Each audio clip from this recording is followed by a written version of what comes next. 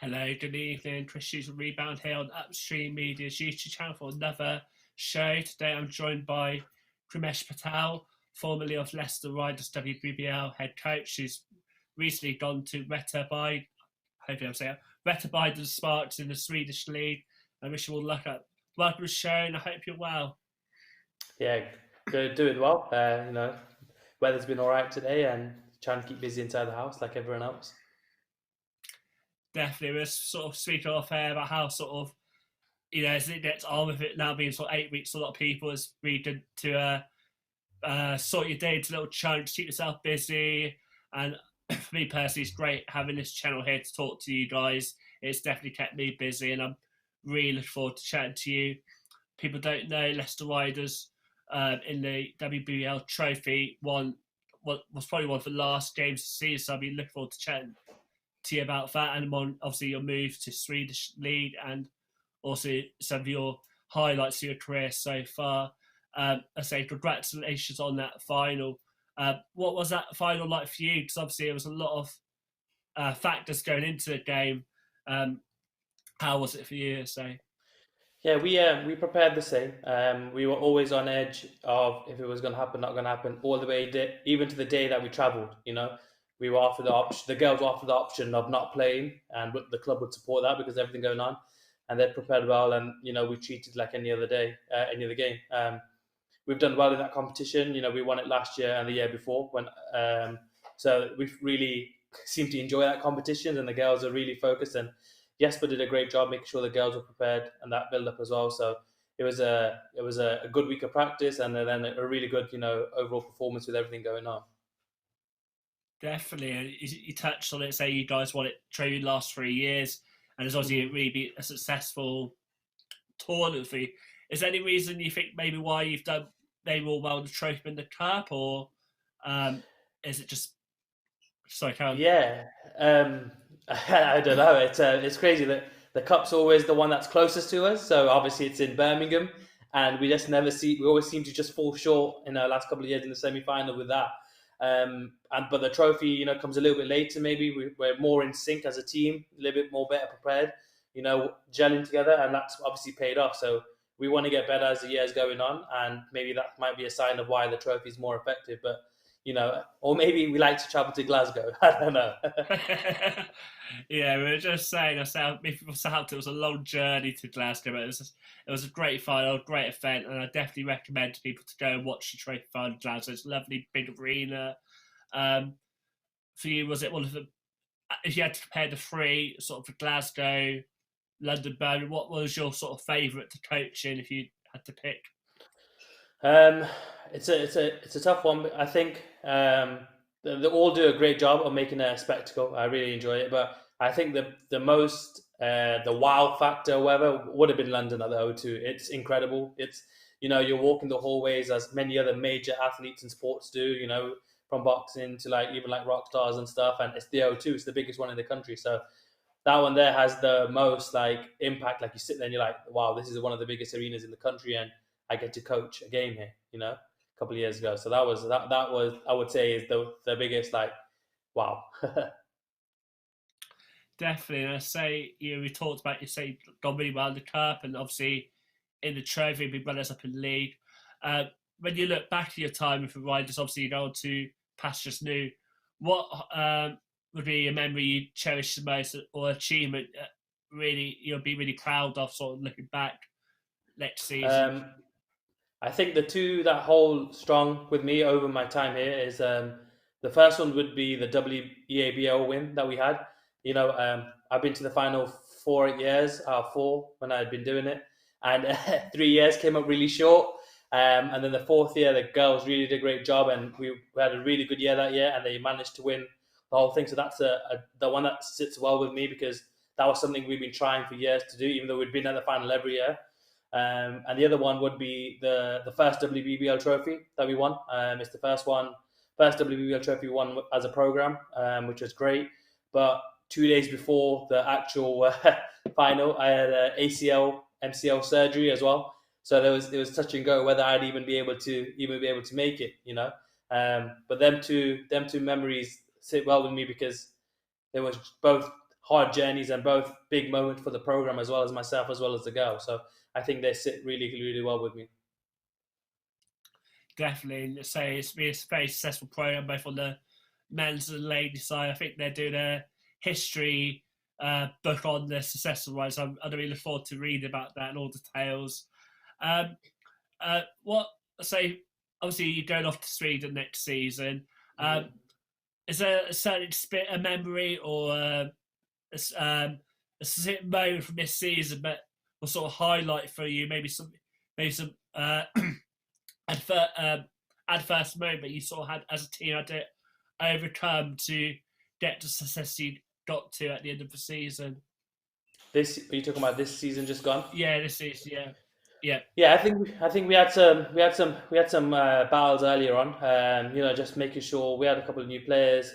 We peaked a little bit earlier, and then we had some moments where we had a lot of injuries and people missing here and there, which caused some animosity within the group. But overall, like it was a flowing season. The girls found a way to overcome issues that they had between themselves because it was more important to make sure the team does well. So that was pretty good. But I think I would say the biggest thing was the overcoming the issues which individuals had and trying to come up with a collective reasoning to be successful. And I would say that helped us. We were some moments we were not in a good place, especially we had a lot of injuries. But the girls, found a way to, sometimes practice with 5, 6, just find the light side of it, what's the benefit of it, and really impact that into the game. And I would say Jesper did a great job in that environment to keep them motivated with certain areas and trying to keep being like, hey, these are our focuses. And they were rewarded with that WBBL win for sure. Definitely, I say, congrats on obviously winning the final this year, and you've obviously done really well your time in with Leicester Riders. I really enjoyed that WBL Trophy final. I thought it was a really good game, very close. It's a great shoot on both sides. What was your memory from the game in itself? What were the sort of the highlights for you? I think what was, I guess, nice to see was there were former players on the other team. When I had first won the trophy when I coached it, D. Haywood was on my team and one of the key factors of why we did so well. But then last year, her and Claire, they'd won it. And then to see like D and Claire go up against like Kay, who are really good friends with them and stuff, that was quite a unique and memorable situation. Like I remember talking to her before the game and after the game, and we're still good friends now. But I was like, you were there from the first one, and you were there again, and that for me was a really cool moment because I think for me it's rare to see that kind of situation. And we were, as I said, we were lucky we came out the victorious. But that's a cool moment there for me. Is like, well, having won it with you, now playing against you, but still having a good relationship afterwards, it was nice. That's great to hear. And I say it's great. This sport is such a great sport where you can build those friendships and build the successes. I'm really interested to hear, because obviously, you got your next chapter coming up soon. But I'm really interested to see how you got into coaching. What inspired you to make that move into coaching? Growing up, I played because my PE teacher is very big fan of basketball. So he pretty much forced us all to play or try it out. And I really, really enjoyed it. And I played basketball, played football because everyone did, and then played cricket because my dad was a big fan of cricket. And then I started to excel with the basketball, so I stuck with basketball and playing. But growing up, I was never the most athletic person or the most athletic player. But I realized that I could try to be smart because I think that's something I could learn, and that doesn't take something I don't have. I can really try to make that better. So I became a smart player. And then one of my coaches at the time, she always said that I'd be a very good coach. And I always thought that at some point, maybe I'll go into coaching. But when I got into my third year of university at Leeds, they gave me a scholarship to do coaching as well as playing. So that was the first step towards actually trying to lead the program. I built the program up there, coached it while playing, which was quite fun, made some friends. And then when I came back to Leicester, I contemplated, becoming a teacher because I did a sports science degree. I was always good at PE and what to do. And then Russell Levinston of the Riders, he offered me a job with the Riders at a community job. He's like, look, get involved. You could be good, enjoy it. Work with some people. and that went really well that first year. And we worked on different projects in my old area and stuff, which was really cool. And then I wanted to move into the elite stuff. Like I didn't have that same passion for community coaching. I was like good at what I was doing and stuff, but I didn't have like the drive or like the same feeling you have for playing. So I said that I'm going to look to leave because it's not something I want to do. So that summer I got a job as a TA at school, and I was like, I might as well go down that teaching route. And then that summer I had a phone call from Dave Greenaway, who's at London right now, but he was my academy coach growing up at Beecham. And then he was at Nottingham at the time. So he offered me the role as being assistant to him and lead the second team. A few days later, Joe Pinchin, who used to be the Riders, he had spoken to Matt Harbour, who's a women's coach at that time at Loughborough, and he said, there's a guy in Leicester, really good, wants to get better, maybe you should have a conversation. Matt rang me and offered me the same role. So I was in a dilemma. I was like, oh, there's Dave, and I do that, like someone I know, I've learned from over the last 3 years, or Matt, someone that's new, doing different things closer. So in the end, I decided to go work with both of volunteer roles. They weren't paid. So I ended up choosing Matt. He was closer. I haven't worked with someone. I don't know what his style was like, so it's quite intriguing, and what the project he had. So that was the first step with that. So I worked 9 to 4 as a TA at Upstreamedia. And then I went to Loughborough from like 5 till 9, 10 every day trying to coach. So I assisted Matt full time with the Division 1 team at the time, and then head coach of the second team, as a volunteer. That year was very successful. We turned the odds around, and we ended up winning Division 1, led by like Georgia. And that was really cool. And then that summer, Russell made a decision, and he took a big chance, and he said, we're going to start an academy role for the women's, and I'd like give you the first chance to take a shot at it. And we only had 4 or 5 girls at the time. He's like, it's a new role. We need it to grow him. And if it grows, you have a job.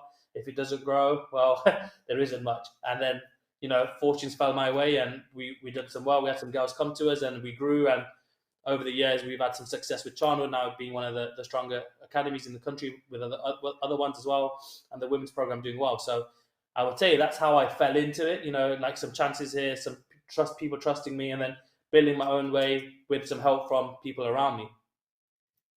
Definitely, I say, it definitely seems a recurring theme of the success side of yourself or the academy, or in terms of the franchise.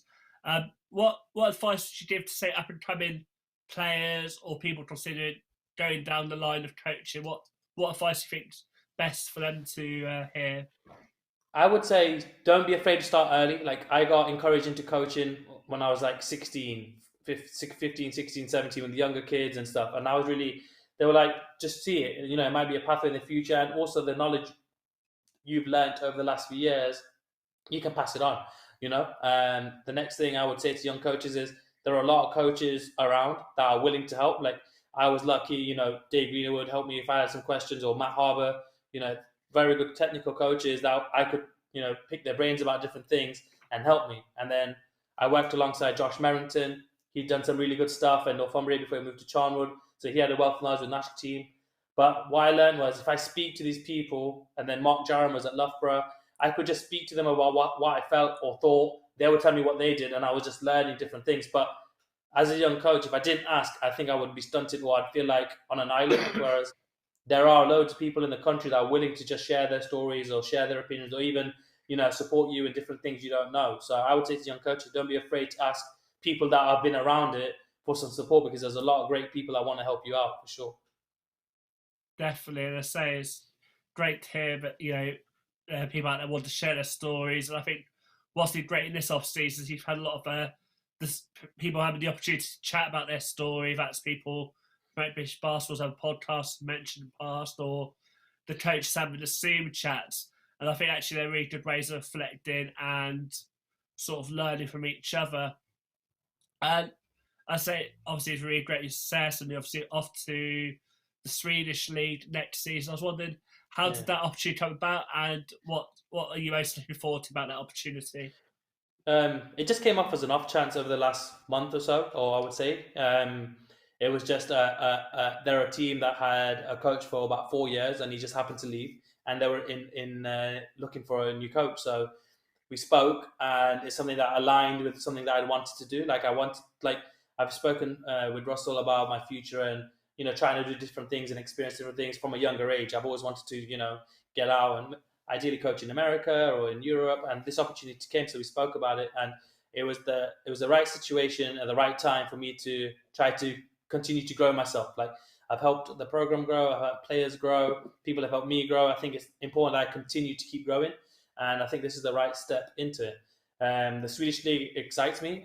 We've had some preseason with different teams over the years, and as you know, Jesper is from there, who coaches us now, and he speaks really highly of it, and says he was one of them that helped me make a decision, because he was like, he thinks I could translate well into that league with what I do here, and he supported me through it. And him and even Susie McGuire's been with the program from when I first started, and she was great, and she was good advice, and she was like, she thought I'd do well there as well, and be a good supporter of myself. So I trust them people, and I was like, you know what, I've been here for 8 years, maybe it's an opportunity to try something different while I'm still young and not really tied down with family and that kind of stuff. Like, that changes all my stuff. So it's a good opportunity for me to now go into that league and try see if I can take what I've built here and try to use that and try to propel that style in that league as well. So the club have been tremendous. The management have been great with the way we were talking, and they like the philosophy that I want to try and bring in. So it's an exciting time.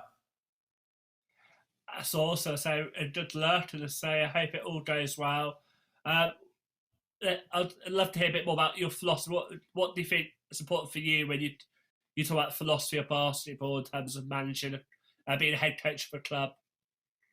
So I'm a big believer of, I want to involve the whole squad. So while I've been here, I've always played 12, and I try to have a system that allows me to play 12 players. That gives everyone an ownership of what they're meant to be doing and how they can continue to improve. I like to bring younger players into the senior players. The ones that again, I believe you have to earn your minutes, but I'm slowly going to try to push that we can get you fit into that. And then I'm a big believer of playing within in the transition flow. So my teams have always constantly tried to score early in the early phase of the 8 seconds in transition, and defensively we want to extend the floor and try to make sure we can disrupt some teams, all the way through. But the key philosophy is, for me, are like, if you're alone, you look to shoot. We look to share the ball. We want to play quick but not be rushed. And I want to be able to play all the players I've got on my roster in the game, so we have a team element to what we're doing, not an individual element. Definitely, I say it's very much team sport, and as far I love watching it, I say everyone brings different elements to the game. I had Nicolette on my show the other day, and obviously she plays Durham Palatinate, so obviously unfortunately they lost out. For me, so I started rebound. I promote NBL, but more I've got into basketball, my interest diversified, and I think some of our followers has been the same for them. And I thought, with your experience in WBBL, maybe there's some players you think people should watch out for next season, or who maybe impressed you in the last few seasons of the game. We're talking about players from other teams or just my team? Yeah, from other teams as well. Or your team as well. No, who's impressed me? There's a guard in the Nottingham team, Portuguese guard, Simeone. She's been very Costa. She's got something that's got a high ceiling if she can get what she wants to go in. She's exciting to watch. I really enjoyed the players on my team. I've seen Sarah, Christina, they've really come into their own in the latter half of the season, and Kate Oliver's always a good one to watch. She's always, in and about what she's trying to do. If most people don't know, Sevenoaks, Kat Carr's one of the premier players in the league. She's always constant, but she's supported by Tiani Clark, who again has been around for a while, but still makes an impact, in the league right now. And then where else are we at with other teams? Durham have a good core. Nicolette's grown as a player over the years, and she's exciting and always leads the team well, puts them in a good position. And then for me, Dee Hayward is always exciting to watch. Wherever she is going to be, she's a premier scorer, and I always say I don't know how, but she finds a way. For someone that's small, she gets to the rim, she can knock it down. She could have a broken foot, but still find a way to keep playing the 35 minutes and then complain. So they're the list of players I would be looking out for next year to see how they continue their journey for sure.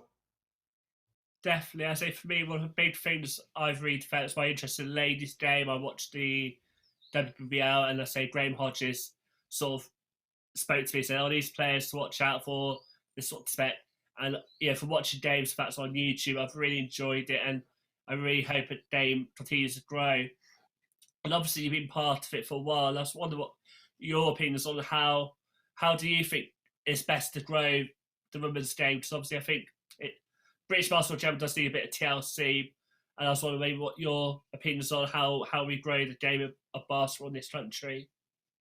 So I think the participation numbers are growing every year, from more people playing in schools and more people getting out to local primary schools and growing the sport. And there's more campaigns for like getting girls to play or people in certain diversity groups in areas playing. So I think that's the numbers are growing. I think it's more important to get more exposure, so more content going out there, more interviews and speaking to coaches and players in the country, getting their voice out more, on a bigger platform. So the more people that can hear what the players are doing, what the coaches are doing, I think they'll take a bigger interest into it. I just think it's people are working really hard in the sport, from grassroots all the way to the top. There are loads of girls and boys playing it, and people are passionate about it. I think we need to have a constant platform or higher platforms so people can hear what people are actually doing, and maybe other sports or other people will be intrigued into be like, oh, that looks pretty cool or whatever, and that will help grow the sport, I think, as well. Definitely, I definitely hear you, and some really good points. And say for me, my journey's progressive, be more interested, and I really like what Leicester as a franchise are doing. I think they're really making volumes. In fact, obviously we touched a bit about Joe Pinchin. I'm sure everyone watching will know about Joe Pinchin and him going to Chicago, and some amazing work he's done with both teams and building that brand. I think it's really effective, and hopefully we see it across the board. And I like what you say about the podcast, getting more content out there. I've really enjoyed listening to lots of other people going on. Sorry, I lost my thought. Obviously, you mentioned about Joe Pinchard. Or maybe go a bit about his work, how you knew him and how it all started. Well, me and Joe started from literally when I started the community program. So we were in the same office. He did some work with Loughborough building up to it. But when I first came in, he was in the same office as myself and, some of the community coaches. And that's where our friendship became. We always talked about basketball and how we can grow different things. We worked on 3-on-3 projects together and, different projects all the way through. And JP was there. I remember me, him, even Liam Jefferson went down to Surrey just to run a whole 3-on-3 tournament in Surrey. That was just, some project 3-on-3 was. And since then, we've always just talked about hoops and what we like to do and what aspirations were in the future. We were working loads of hours. We were in a group of coaches and staff that were working a lot. And our friendship just grew from there. And, he held his aspirations high. So everyone was like, oh, JP's going to the NBA. JP had always said if he ever left, he'd only leave for that kind of caliber. He set himself that ceiling that he was going to get to, and that quite motivated the rest of us. We have someone that works beyond what he's supposed to be doing sometimes, and he propelled other people to be the same. So there's an ilk of our coaches, that we started together, are very same-minded because JP was always doing more, and it just became a thing. Okay, we should be doing more, but he's great, as you can see, even just my graphic that I just released, that was, he just decided to do that in Chicago just because he had some time spare, and he saw some other stuff. So that's just who he is. And what I say to people is, if you want to succeed, you got to be more like him, do what's expected, but do more. And he had that mantra, and I think that fell into some of the coaches that were there, and we were like, okay, yeah, he says to do more, so we should just continue to do more. So he's definitely one of them that can say he's earned his way all the way up there, and it's truly deserved. And we're all happy for him here, and I think the country as a sport are very happy for him because of what he did. And for me, he kept pushing the game, and it pushed other people to do more, and that was great to see. In the BBL context, I know the Bristol Flyers are doing way more. He has a good relationship with that, and there are other BBL teams trying to follow. So I think that's just really good from what somebody just started to push himself. So. Definitely, and I say he's definitely raised the bar for even ourselves. Or I definitely notice how other teams are pushing the bar further from his example. And I think if you definitely want to have that aspiration, I think, like you say, it's great to work hard on it. I think no one's in British Masters doesn't work hard, but it's just having to work that little bit harder to push it that further. Just to think there's not many people involved behind the scenes, so it does need a lot of hard work to get it to say the standard Joe got it with less you guys and obviously his own body of work. And I say it's great to hear your story and a bit more about how you knew Joe and your journey to get to Sweden. I thought maybe we'd finish it on maybe some bit of advice you give for sort of people during this time. I think it can be quite a daunting time at most people, and I'd love to hear maybe your thoughts and advice for people who may be struggling at this time. I think what I've learned in these times is trying to section up your day into doing different things. There's no harm in doing nothing for a couple of hours or whatever, but there's no, and also there's moments where I think you could be upskilling yourself, but you shouldn't feel like you have to be doing that for the whole 9, 10, 12 hours, you know? I think it's good to break up your day into different areas.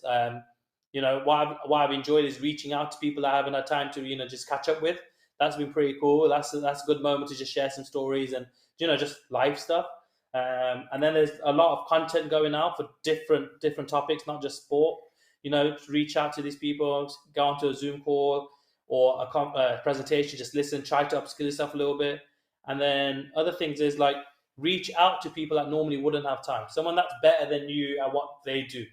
Don't be afraid to just give them a message and be like, hey, I know you're very good at this. If you got some time, be great, you know, and or even just make that connection. Or I have a question about what you do. So I've spoke to people like in different sports and stuff, just to be like, oh, how do you do that? Like, you know, why? Just an interest, you know. But at the same time, take some time, you know, go for a walk, or you know, pick a box series on the Netflix and have that every, you know, today I'm gonna watch 2 episodes. You know, just for me, if you break up the day, it's actually not too bad. You can do a lot of different things rather than being like, I need to do CPD, I need to do CPD, or I need to go do this. Don't do that. Just a couple of hours here and there of different things, and you see how the day just, you know, gradually goes on. Definitely, and I find like when I break up the day, it's odd. It feels like the day's a bit longer. Whereas if I don't break up the day, I look at the clock. Like, oh gosh, it's 8 o'clock. I've not done anything. And I think actually, if you break it up and you do a little bit, like say, being productive, self-learning, maybe a bit of time to watch the Netflix series or Yeah. whatever's on. I think that's really good advice. Sort of, and I've always said like not to be too hard on yourself. Just like you say, sometimes you don't have that energy to do stuff, and maybe tomorrow you'll be more productive. So I think it's some really great points to put on there. And thank you for coming on the show, and I wish you all the best for next season. I'll be doodling the Swedish league, seeing how you get on, and all the best No, next year, appreciate it. Coach. No, thank you That's very right. much for having You me, and good luck with everything you're doing as well. It's great work, and like I said, it keeps me entertained. Scrolling at you, reaching out to different people and different content, and what you're doing is great. And I think you should continue expanding what you're doing. Thank you. I definitely will be expanding. I've got my girlfriend unfortunately downloaded Photoshop a few months ago and Yeah, didn't cancel for the trial, so we got it for a whole year. So I'm definitely going to be yeah. studying some Photoshop at some point. I've got a day off from the podcast tomorrow, so I'll be doing that tomorrow. Definitely pick up that phone and give Joe Pinchin a call. He'll more than happily give you some tips. I'm, So he's I'm the best in the sure. business, so why not learn from him? Definitely. I've been learning from a lot of people, watching a lot of podcasts. For people who aren't aware of some podcasts, head to my Start and Rebound. We've got a whole list of all the YouTube and podcast content out there. And obviously, this show's lots of great guests lined up this week. We've got CJ Lee on tomorrow with Coach Mark Stuttle. Teesside Lions just recruited a new head coach. And on Thursday, we've got Hudson North from Testrals. And then on Friday, I've got the directors of Teesside Lions to talk a bit more about that. So that's definitely some content for me to watch back once it's done. And I wish you all the best, Coach, and take care from myself, Chris at Rebound, and have a lovely evening. Bye now.